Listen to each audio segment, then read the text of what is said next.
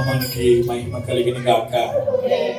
ఈరోజు మనందరూ కూడా ప్రభు సన్నిధిలో ఉండడానికి, ప్రభుని ఆరాధించడానికి, ప్రభు నామాన్ని మహిమపరచడానికి దేవుడు మనకి ఇచ్చిన ధన్యతను బట్టి నేను ఎంతగానో ప్రభును స్తుతిస్తూ ప్రభు నామాన్ని మహిమపరుస్తున్నాను. హల్లెలూయా, హల్లెలూయా.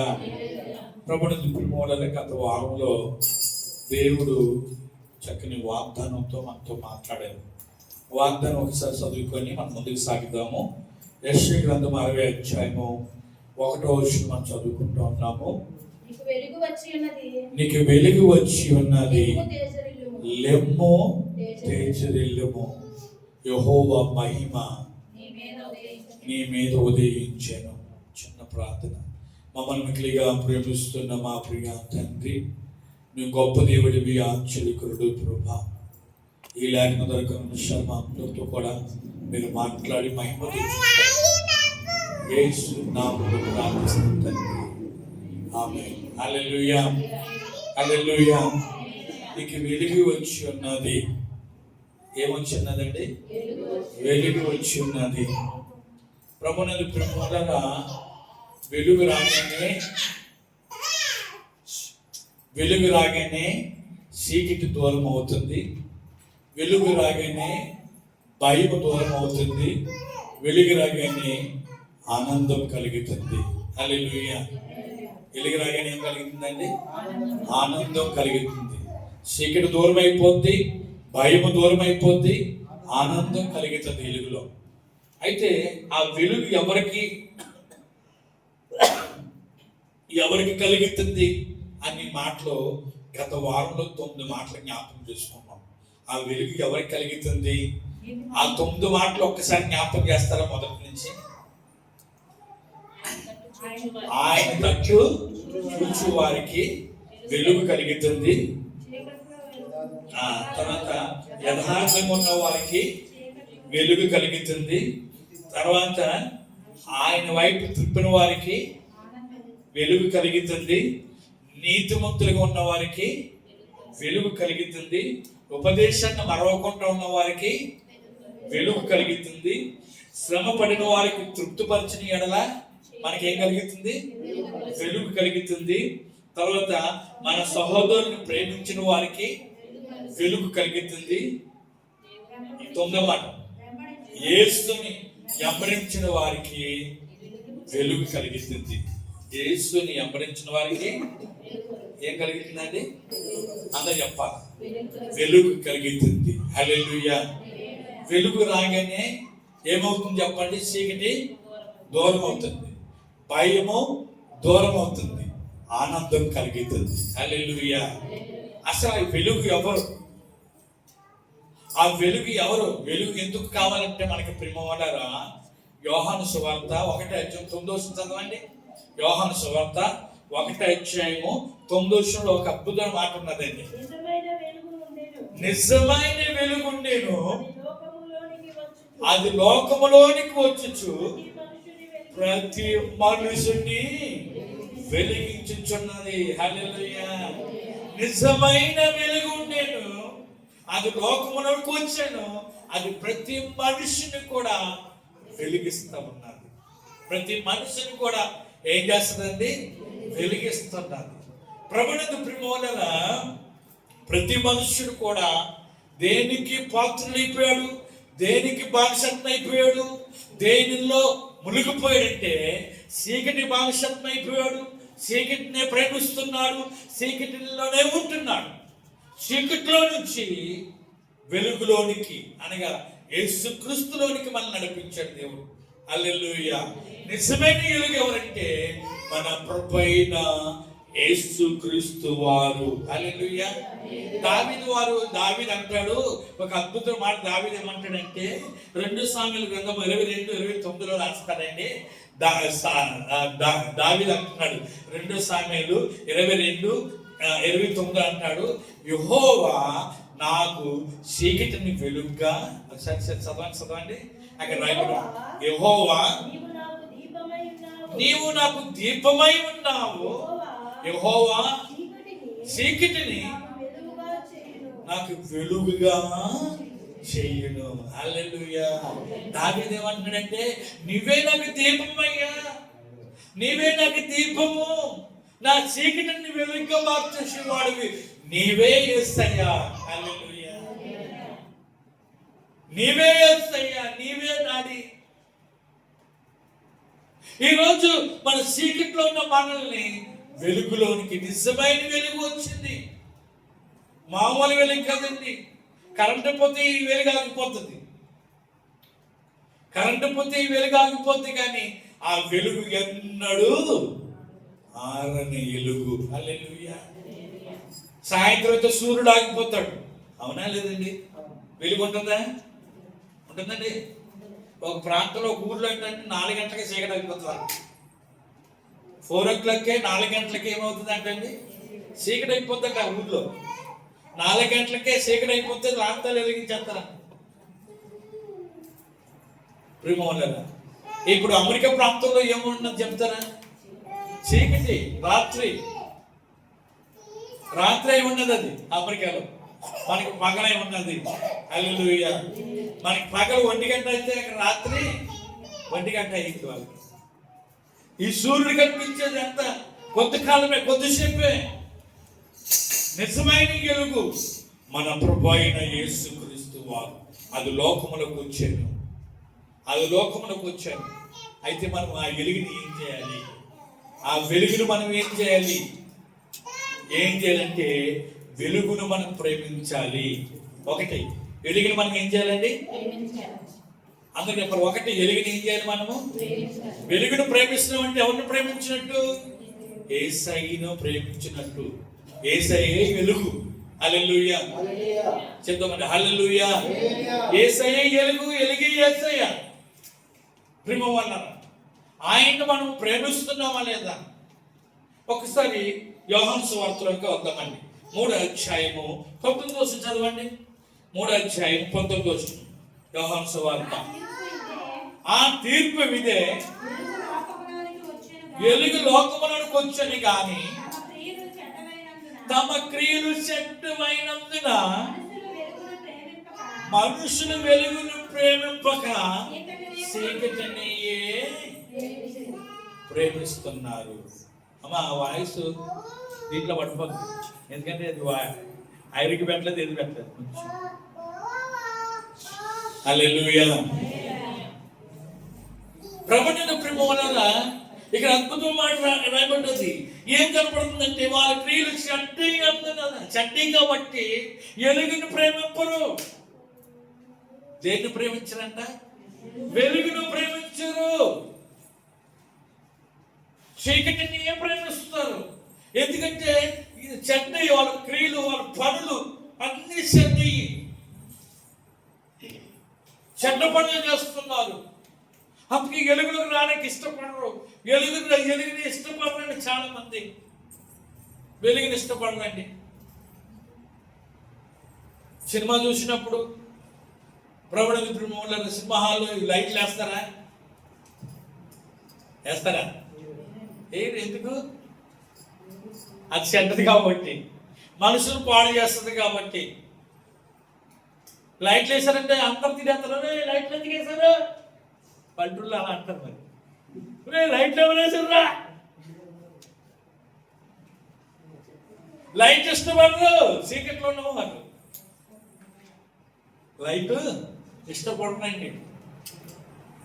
లైట్ ఉంటే ఇంకా లైట్ ఉంటే సినిమా చూడండి, అది ఆఫ్ చేసి అని కేకలు వేసేస్తారు. ఒకరు చిన్నలు పెద్దలు కూడా కేకలు వేసేస్తారు.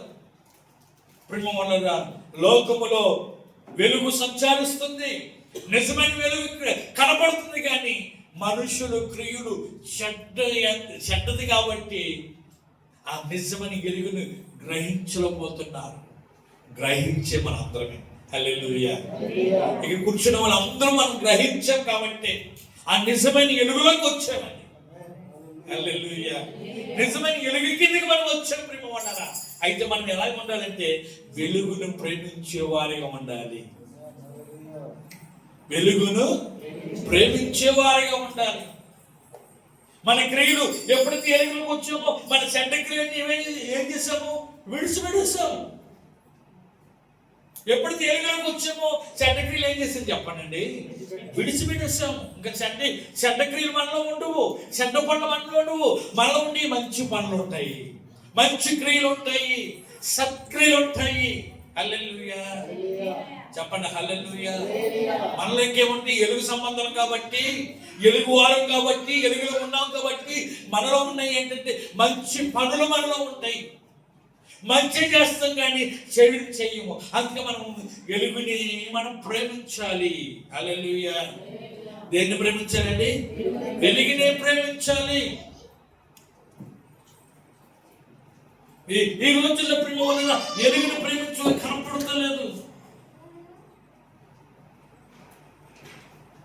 వెలుగుకు దూరం అయిపోతున్నారు. అందుకే ఈ రోజుల్లో ప్రేమ వలన యేసు ప్రభువాన్ని చాలా మంది ఇష్టపడతలేదు.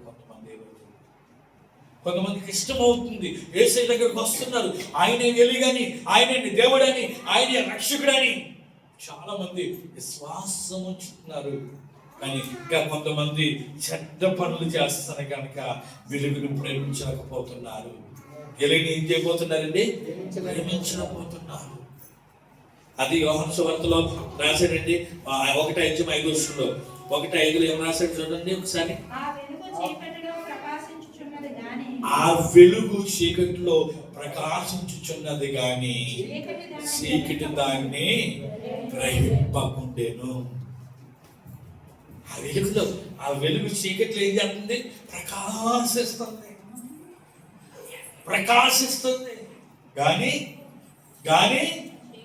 చీకటి దాన్ని గ్రహింపలేదు. చీకటిలో ఉన్న ప్రజలు దాన్ని గ్రహించలేకపోతున్నారు. ఈయన నిజమైన దేవుడు, ఈయన నిజమైన ఎలుగు. ఈ ఎలుగుని మనం వెంబడించాలి, ఈ ఎలుగుని మనం ప్రేమించాలన్న ఆలోచన వారికి రావట్లేదు. ఈయన నిజమైన దేవుడిని నమ్ముతలేదు. మనకు నాకు ఒక అన్నీ తెలుసు. వాళ్ళు పంట పాడి చాలా ఉన్నది, వాళ్ళ భార్య ప్రభు నమ్ముకున్నందుకు, ప్రభుని అంగీకరించినందుకు చిత్రహింస చేసేవాడంట. చాలా భయంకరంగా కూరుడిగా మారిపోయి ప్రేమ వలన భార్య ప్రార్థన చేసుకుంటుంటే కాలుతో తన్నేసేవాడు. భార్య ప్రార్థన చేసుకుంటే ఏం చేసేవాడంటే కాలుతో తన్నితే ఇక్కడ తనితే అక్కడికి వెళ్ళి పడిపోయిందంట. ఆమె పొట్టుగా ఉండి సన్నగా ఉంటుంది, ఈయన లాగా మంచి బందోబస్తుగా ఉంటాడు. ప్రేమ వల్ల అంత భయంకరమైన వ్యక్తి. ఒక రోజున ప్రేమ వల్ల ఒక రోజు జరిగిన సిచ్యువేషన్ ఏంటంటే ఎవరో క్యాలెండర్ వేసుకురో క్యాలెండర్ ఇస్తున్నట్ట అక్కడ తగిలించింది అక్కడ భార్య. తగిలిస్తే ఆయన ఏమన్నాడని తెలుసా? వెంటనే చుట్టే చేసి ఆ చెరువులో పాడే ఫోటో ఇక్కడైతే పెట్టమని. మామూలు ఏమో చేయలేదు అక్కడ. ఆమె ఒకటే ప్రార్థన చేసి, అయ్యా నన్ను ఎలా మార్చావో, నన్ను ఎలా ఎలుగులో రప్పించావో నా భర్తను కూడా అదే ఎలుగులోకి నడిపించయ్యా. హల్లెలూయా. నా భర్తను కూడా అదే ఎలుగులోకి నడిపించయ్యా. నన్ను ఎలిగించవయ్యా, ఎలిగించి నీ ఎలుగులో నడిపించవయ్యా. నీలో ఉండేలా భాగ్యం నాకు ఇచ్చావు ప్రభా, నిన్ను ప్రేమించే భాగ్యం నాకు ఇచ్చావు. ఇప్పుడు నేను ఎలుగులో ఎలా ఉన్నానో నా భర్త వెలుగులో రావాలి ప్రభా అని ఆమె అదే ప్రార్థన చేస్తారు. ప్రేమ వలన ఆమె భయంకరమైన ఆస్తమా అంటారు. భయంకరమైన ఆస్తమా అంటే ఇంకా చూడండి, దగ్గు ప్రేతంగా వచ్చేస్తుంది అంటారు. మామూలు దగ్గు కాదు. కానీ నువ్వు యేసు ప్రభు ముట్ట తెచ్చావు కదా, నీ దేవుడు నిన్ను ముట్టాడా, నిన్ను స్వస్థపరిచాడా, ఎన్నో మాటలు అంటూ ఉండేవారంటారు. అనేవాడంట. దేవుడు అద్భుతంగా ఆ మాటలను బట్టి ఆమెను దేవుడు స్వస్థపరిచాడు. అప్పుడు ఆస్మన్ అంటే ఆ టైంలోనే ప్రేమ తన భార్య చచ్చిపోతుందని చెప్పారంటే దాంట్లో ఊపిరితిత్తులు 2 పాడైపోయినాయి. ఈ ఆస్మతో తగ్గి ఎందుకంటే వాళ్ళ ఇంట్లో ప్రేమ వాళ్ళని వెళ్ళినప్పుడు టీ ఎంత టెన్షన్ పెడతారు అనమాట. వాళ్ళ ఇంటికి వచ్చిన వల్ల వాళ్ళకి ఇవ్వడం ఇవి తాగాడు, వాళ్ళకి ఇవ్వడం ఇవి తాగాడు. ఇంకెలా ఉంటుంది చెప్పండి? మామూలుగా కదండి. ప్రేమ వలన వారానికి మీరు చెప్తున్నప్పుడు ఇంచుమించు 6 కేజీలు షుగర్ అయిపోయిందంట. వారానికి ఎన్ని కేజీలు? 6 కేజీలు షుగరు. మరి చెప్పండి ఎంత టీయో? 24 గంటల టీ ఎక్కువ. అలా మీ ఎలా తాగేసేసి ఆస్తం వచ్చేసి ఎలా చేసినప్పుడు ఆయన అన్నప్పుడు ప్రేమములారా దేవుడు అద్భుతంగా ఆమెను స్వస్థపరిచాడు. ఇప్పుడు కూడా ఆమె సజీవంగా ఉన్నాడు. ఇప్పుడు కూడా ఆస్మా లేదమ్మకి, ఆస్మా లేదండి. పిల్లలు చిన్నప్పుడు ఆ మాట అన్నారు. ఇప్పుడు పిల్లలకి పెళ్ళిళ్ళు అయిపోయినాయి. ఆ పిల్లలకి చూస్తుంది అమ్మమ్మ. హల్లెలూయా. అమ్మమ్మ నానమ్మ. నిజంగా ప్రేమ వల్ల దేవుడు అతన్ని పట్టుకున్నాడు. అంతే, అతను పట్టుకొని అతన్ని మార్చి ఇప్పుడు ఒక సేవకునిగా దేవుడు సిద్ధపరిచాడు. హల్లెలూయా. చాలా మూర్ఖుడు, కొండల మీద భజన చేసేవాడు, ఆయన కొండల మీద పాటలు పాడేవాడంట. ఆయన పాట భజన చేస్తుంటే చాలా మంది సంతోషించేవారంటే అండి. కానీ ఒక రోజున నిజమైన వెలుగులోనికి ఆయన రప్పించేశాడు దేవుడు. హల్లెలూయా. ఆయన ఒకటే మాట అన్నాడంట, అయ్యా మా భార్య నమ్ముకున్న దేవుడు కదా, నువ్వు నిజమైన దేవుడు అయితే ఈ రోజు నాకు కనపడన్నాడంట. నిజమైన దేవుడు అయితే నాకు కనపడన్నాడంట. అంతే, ఆ నిజమైన దేవుడు ముందు వెలుగును చూపించి ఆ వెలుగులో ఆయన కనిపించాడంట. హల్లెలూయా. ఇంకంతే, అన్ని విడిచిపెట్టేసి ఆ వేలికెందుకు వచ్చేసి ఇప్పుడు గొప్ప సేవ చేస్తున్నాడండి. హల్లెలూయా. మామూలు సేవ చేస్తాడు, చాలా భయంకరమైన సేవ చేస్తాను. నేను ఎందుకు ఈ మాటలు జ్ఞాపకం చేస్తానంటే, వెలుగు చాలా మంది గ్రహించలేకపోతున్నారు. వెలుగు లోకములో ఉంటుంది కానీ, ఓ లోకంలో సంచారం చేస్తుంది కానీ వెలుగుని గ్రహించలేకపోతున్నారు. ఎందుకంటే మౌననేత్రం ఏమైపోయింది? గుడ్డితనంలోకి వెళ్ళిపోయింది. గుడ్డితనంలోకి వెళ్ళిపోయింది. గుడ్డు వారు ఎక్కడికి పోతున్నారో తానకే వారికే తెలియదు. తెలుస్తుందండి గుడ్డివారు వెళ్తున్న సంగతి? తెలుస్తుందండి. ఎక్కడికి వెళ్తున్నారో వాళ్ళకి తెలియదండి. పిల్లరా, వాళ్ళు ఎక్కడ పోతున్నారో వాళ్ళకి ఆలోచన ప్రకారం వెళ్ళిపోతారు. అంతే. వాళ్ళు మనమన్నా ఇంకా తడుపుకుంటే వెళ్తాం. కానీ కొత్త రోడ్ అయితే వాళ్ళు మామూలుగానే వెళ్ళిపోతూనే ఉంటారు. ఆడ గొయ్యి ఉన్నదా, గొయ్యి కరకొట్టుకొని కొట్టుకొని వెళ్ళిపోతూనే ఉంటారు. హల్లెలూయా. పిల్లరా, ఈరోజు నీవు నేను కూడా ఈలో నిజమైన వెలుగుని మనం ప్రేమిస్తున్నామా లేదా? వాళ్ళ క్రియలు చెడ్డమైనందున, లోకంలో వాళ్ళ క్రియలు చెడ్డమైనందున వెలుగును ప్రేమిస్తలేదు. వాళ్ళు ఎవరిని ప్రేమిస్తలేదండి? వెలుగును ప్రేమిస్తలేదు, చీకటినే ప్రేమిస్తున్నారు. చీకటినే మాకు బాగుంది, చీకట్లో పనుల వాడిని, మాకు చీకటి చాలా బాగుందని చీకట్లో సంచరించేవారు ఎంతో మంది ఉన్నారు. కానీ దైవ బిడ్డలే మనము చీకటిని ప్రేమించకూడదు, వెలుగుని మనం ప్రేమించాలి. హల్లెలూయా. ఒకటి, వెలుగును ప్రేమించే వారిగా మనం ఉండాలి. దేన్ని ప్రేమించే వారికి ఉండాలండి? వెలుగును ప్రేమించే వారికి ఉండాలి. రెండో మాట చెప్పేసి మేము ప్రార్థన చేద్దాం. రెండో మాట ఏంటంటే, యోహాను సువార్త ఒకసారి తీయండి, 3వ అధ్యాయము 19వ వచనము. యోహాను సువార్త 12వ అధ్యాయము 36వ వచనం అండి. యోహాను సువార్త 12వ అధ్యాయము 36 నుంచి 46 వరకు చదవండి. మీరు వెలుగు సంబంధులైనట్లు మీకు వెలుగుండగానే వెలుగునందు విశ్వాసముంచుడని వారితో చెప్పాను. హల్లెలూయా. మీరు ఏ సంబంధులు? అందరూ చెప్పండి. మీరు వెలుగు సంబంధులు కాబట్టి, మీరు వెలుగు సంబంధాలు కాబట్టి మీరు ఎవరి విశ్వాసం ఉంచాలి? వెలుగునందునే మీరు విశ్వాసం ఉంచాలి. ఈ రోజుల్లో కూడా వెలిగించబడి కూడా విశ్వాసం అన్నది వెలుగు మీద ఉండలేదండి. వెలుగుల మీద విశ్వాసం ఉంచుతలేదు. మనుషుల మీద విశ్వాసం ఉంచుతున్నారు, మనుషుల మీద నమ్మకం ఉంచుతున్నారు. మీరు వెలుగు సంబంధులు. హల్లెలూయా. ఎంత అద్భుతంగా రాశారు చూడండి ప్రేమ వాళ్ళకి.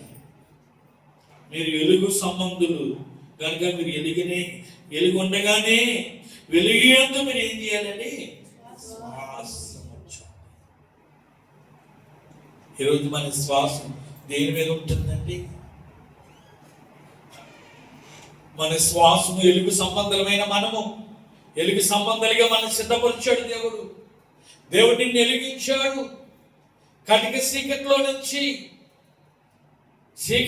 ఆశ్చర్యకరమైన వెలుగులోనికి నిన్ను ఎందుకు నడిపించాడంటే, వెలుగు యందు శ్వాసం ఉంచడానికి ఆ వెలుగే ప్రభు అయిన యేసు క్రీస్తు వారు. ఆ వెలుగు ఎవరండి? ప్రభు అయిన యేసు క్రీస్తు వారు.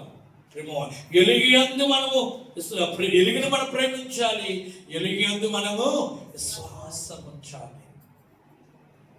వెలుగులో చాలా మంది శ్వాస ఉంచిన వారు చాలా మంది ఉన్నారు.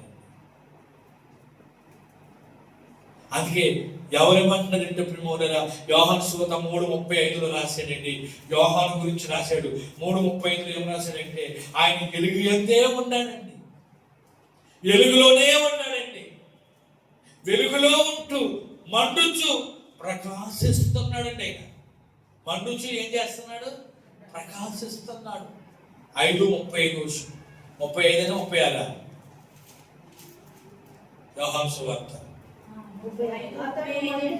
అతను మండుచు ప్రకాశించుచున్న దీపమై ఉన్నాడు. హల్లెలూయా. అంటే ఆయన మనడానికి కారణము, ఆయన మనడానికి కారణం అంటే వెలుగు యందు శ్వాసం ఉంచాడు ఆయన. యోహాను వెలుగు యందు నమ్మకం ఉంచాడు ఆయన. వెలుగు యందు శ్వాసం ఉంచాడు, వెలుగు సంబంధంగా మార్చబడ్డాడు. కాబట్టి అతను ఏం చేస్తాడంటే అతను మండుచు ప్రకాశించు దీపంగా కనపడుతున్నాడు. హల్లెలూయా. ఈరోజు ప్రియమైన బిడ్డలారా, మనకి నిజమైన వెలుగు ఈ లోకంలోకి వచ్చాను. ఆ వెలుగు యేసు ప్రభువుని మనం ఎలాగ ప్రేమిస్తున్నాము, ఆయన యందు ఎలాగ శ్వాసం ఉంచుతున్నాము. ఒక్కోసారి మన శ్వాసం అవిశ్వాసం అయిపోతుందండి. మన విశ్వాసం ఎలాగైపోతుందండి? అవిశ్వాసంగా మారిపోతున్నాం. ఒక్కొక్కసారి మన పరిస్థితులను బట్టి, మన కష్టాలను బట్టి, మన ఇబ్బందులను బట్టి, లోకంలో జరుగుతున్న క్రియలను బట్టి, లోకంలో జరుగుతున్న పద్ధతులను బట్టి మనం ఏమైపోతున్నామంటే ఒక్కొక్కసారి అవిశ్వాసంలోకి వెళ్ళిపోతున్నాము. అందుకే దేవుడు మరొకసారి నీతో నాతో మాట్లాడుతున్నాడు. హల్లెలూయా. ఎవరు మాట్లాడుతున్నాడంటే యేసయ్యని మనం ప్రేమించాలి, యేసునందు మనము విశ్వాసం ఉంచాలి. వెలుగును మనం ప్రేమించాలి, వెలుగునందు మనం ఏముంచాలి? శ్వాసం ఉంచాలి. హల్లెలూయా. వెలుగునందే శ్వాసం ఉంచాలి. అందుకే యోహాను సువార్త 14:5 ఆయన ఒక అద్భుతం మాట చెప్పాడు. ఏమని చెప్పాడంటే, ఇదిగో నేను మీ వద్ద నుంచి వెళ్ళిపోతున్నాను, మీ హృదయాలు కలవరపడకండి. మీ హృదయాలు ఏం చెప్పాడు? కలవరపడకండి. మీ మధ్య నుంచి నేను వెళ్ళిపోతున్నాను, మీ హృదయాలు కలవరపడకండి. దేవుడు ఆయన వెళ్ళిపోయినా మళ్ళీ ఏం చేశాడంటే ఆధారకర్త అయిన పరిశుద్ధాత్మను మనకు పంపించాడు. పరిశుద్ధాత్మను మనం పంపించాడు, మనం మండించడానికి, మనల్ని వెలుగులోకి వెలుగుతో ఉంచడానికి, మనం నిత్యము ఎలగాలని ప్రభు ఇష్టపడుతూ ఉన్నాడు. నిత్యము ఎలగాలని ప్రభు ఇష్టపడుతున్నాడు. కాబట్టి నువ్వు వెలుగును ప్రేమించి వెలుగునందు విశ్వాసించేవాడిగా, విశ్వాసించేదానిగా మనం ఉండాలి. ఉంటున్నామా మరి? అందుకే దేవుడి సంవత్సరం వాగ్దానం ఇచ్చాడు, నీకు వెలుగు వచ్చి ఉన్నది. హల్లెలూయా. నువ్వు లే, వెలుగు వచ్చిన్నది, లే, తేజరెల్లు, తేజరెల్లమంటున్నాడు దేవుడు. వెలుగు వచ్చి ఉన్నదని దేవుడు మాట్లాడుతున్నాడు. ఆ వెలుగు ఆల్రెడీ లోకంలో వచ్చేసింది, కానీ వెలుగు చీకటి గ్రహిస్తలేదు. నీవు నేను గ్రహించాను. అందుకే వెలుగును ప్రేమిద్దాం, వెలుగుని యందు విశ్వాసం ఉంచుతాం. వెలుగు ఏముంచుతామండి? విశ్వాసం. విశ్వాసం దిగిచారిపోకూడదు. నేను వచ్చినప్పుడు విశ్వాసం కలుగుందని అంటున్నాడు ఆయన.